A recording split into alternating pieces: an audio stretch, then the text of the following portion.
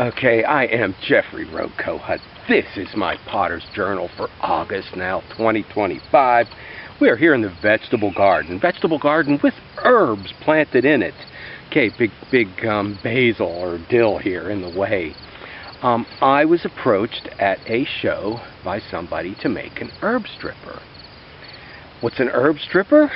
Well, it's a ceramic device that'll strip the leaves off of herbs, like I just did simply before you.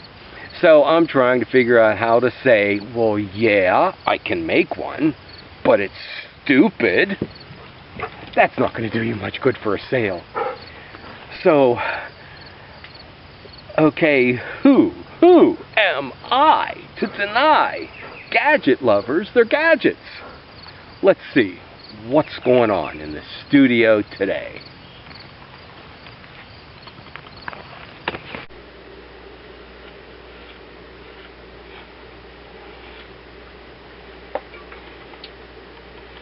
Now, this is the part I like.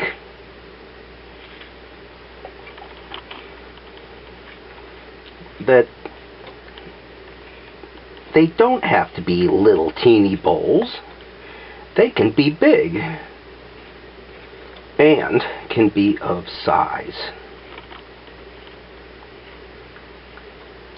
And by decorating them, they are not just herb strippers, but you can make them your own. Distinctive from anybody else's that may just be a bowl, but the bowl should be a distinctive form too.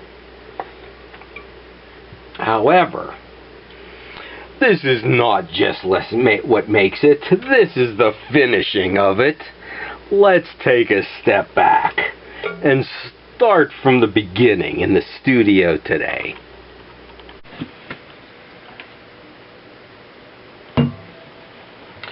Okay, so here we go.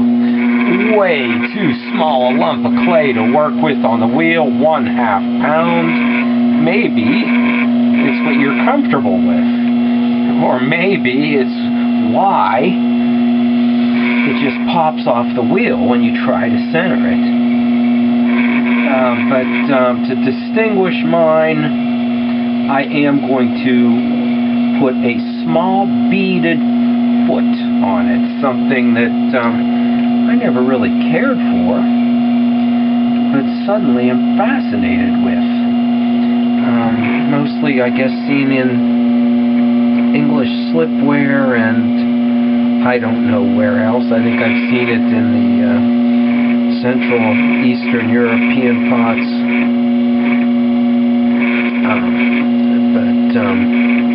Yeah. 1/2 pound of clay, way too small to work with. I always leave a fairly heavy lip on the top.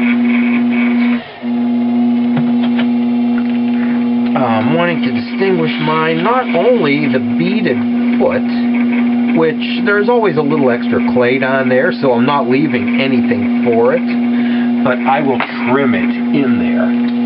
And we will get the water out from inside. Not only the beaded foot to distinguish mine, but I'm going to make these in 3 sizes. Small, medium, and large. 1/2 pound. Okay, that's it. That's all there is to making it. Okay, I'm going to decorate the inside. So I'm putting a black slip on the upper part of the inside. Now, normally, I do the wave. But somehow I don't think that would fit with the holes poked in it. So that swirl pattern that I always call a beginner decoration, I'm going to do it except on the upper part.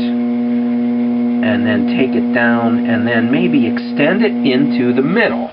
Now I will do this again in white clay so you can see that. And then cutting it off, you can throw these on a bat, I guess. But a small one, okay, fingers under, lifting it up, and then slide one finger, or come in and get the front side, and it can be lifted off. I'll do most of these with the black slip and a blue glaze, the sea mist, but we'll do one here with the white so you can see that happen. Okay, and this is kind of a reverse swirl from what you normally see. I'm going to dip the rib or the stick in the white slip so that hopefully we'll start the spiral rather tight and then move it further apart as we get down there. Okay, I was hoping the white would continue the swirl in, but like that. But it didn't. So it did on the black slip where you couldn't see it, but not on the white one. So these will set up overnight. I'll show you the rest of the process. That was the 1 pound. I also did 3/4 pounds and 1.5 and 2 pound bowls. Most people did these very anonymously, but I will put a foot on them. I will maybe do some sgraffito on a few that I don't do as the blue swirl that I think is what everyone will like. But so many, I looked at what others have done, so many just did them very anonymously, just bowls.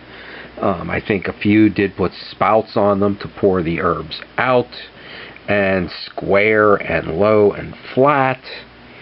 I could have maybe done like I do on my pizza pans, the altering. And then some put the stripper part up the back. The most creative thing maybe was to put a leaf on it. Well, I added 3 leaves. Many of you do strawberries or cherries. That might be nice, or a heart. If the slip trailing, I could do. Some added a grater. If you're somebody like Cozy Sheila Ceramics, you might add a bee to the pot for your herb garden use. The bees love the herb gardens. But it's really the holes to strip the herbs that will define this bowl. And let's see just what herbs we have here now. Okay, some sage. You would need a medium or large bowl for that if you're doing stuffing for a holiday turkey. Oregano. If you're doing a salad, okay, you would need a lot of that. It'd probably be better if we had the za'atar type of oregano. I don't know about dill, how that would work in an herb stripper. Oh, this doesn't look good. There's only 1 basil, and it's right next to a beet. I think we might have to sacrifice the beets. And the parsley, you know, you need a big bowl for that if you're making tabbouleh. And thyme, the leaves are so small, somebody refused to buy the plants once, saying they'd never strip it all off. So the herb stripper would do the job. But I think the most common thing is to make a bunch, a bouquet garni, and put it in the food while you're cooking, tied together, and then you take it out after you're finished.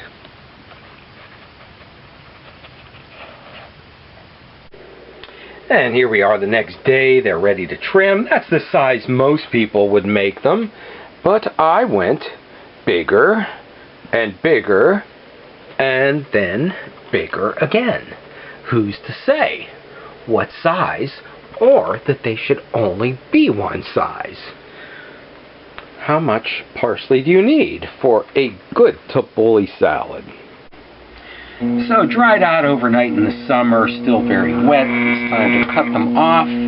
And I don't usually put feet on, but decided this time we would put a trimmed foot on. Okay, and I've never tap centered. I mean, there's lines on the wheel.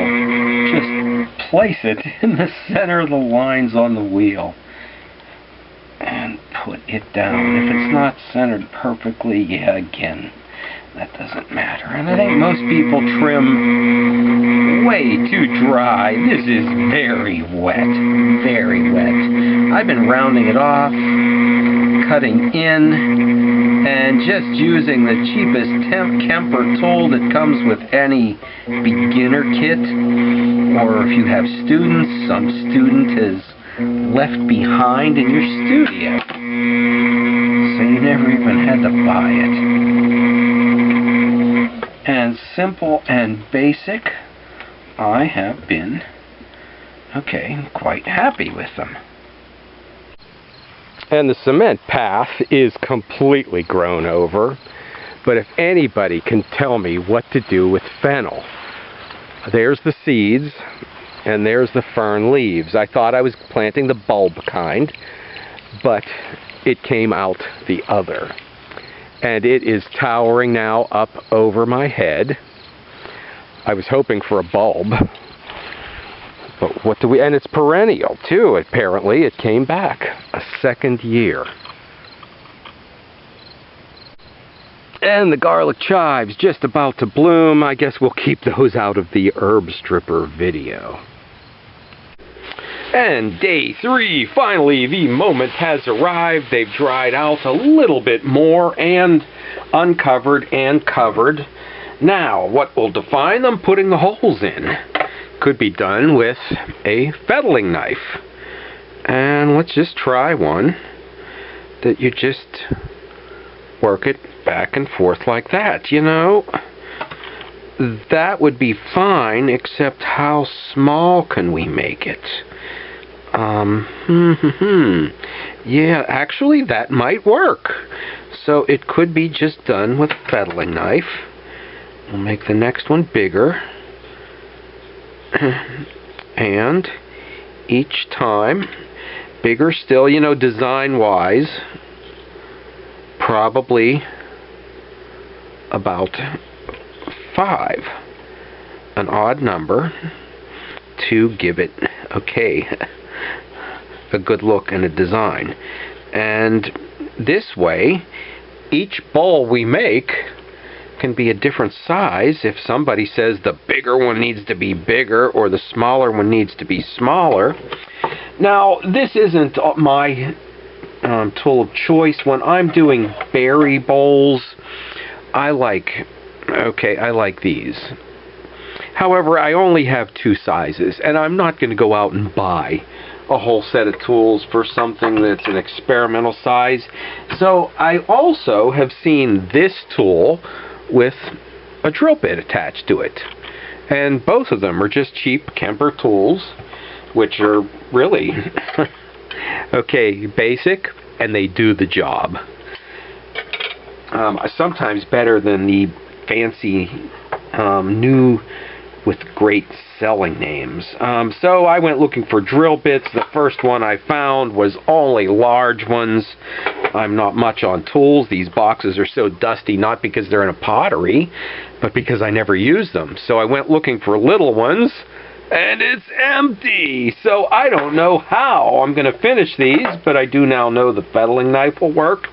And then finally I came across this. So I will line up a group of sizes. But you know, this is how I was going to do it. I might just stay with the fettling knife. So I am going to test this out with 1/8, 3/16, 5/16, 5/8, and 1/2 inch drill bits.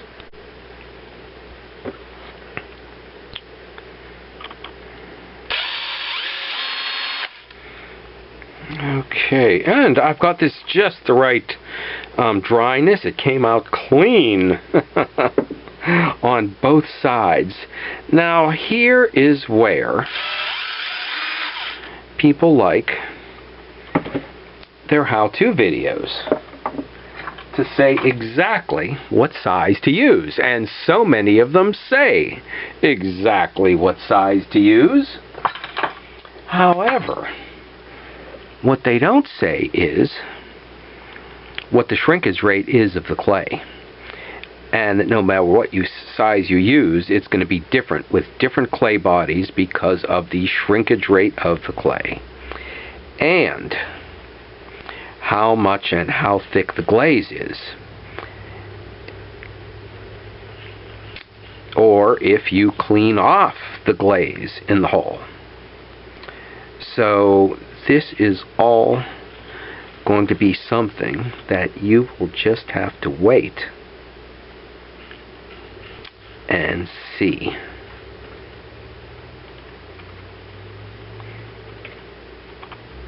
The outsides usually do need a little extra work to clean them off. These things actually, I can't see that there's going to be anything easy about this. That it's one of those nuisance things. Nice little pot, fun to make, an attractive little tea bowl, but then, okay, the frustration of cleaning up the little holes. And not done yet, there is still cleaning up to be done. And I've hidden away one, so there will be a surprise coming up. And my secret herb roll recipe again, just like with the chip and dip plates. I did 10 small ones last week. This week I did medium, and next will come the large. Same with the herb stripper bowls. The secret recipe. Many, many sizes. So I still have more work to do on these, the glaze coming up, but do remember, if you're making these, don't just make a bowl. Do something to distinguish yours from everybody else's. And remember, not just one size. One size doesn't fit all. Whole range of sizes. If you're going to make the bully salad, it'll be overflowing that little teeny bowl. So, okay, now for the glaze results, stop back and see what's going on in the studio next week.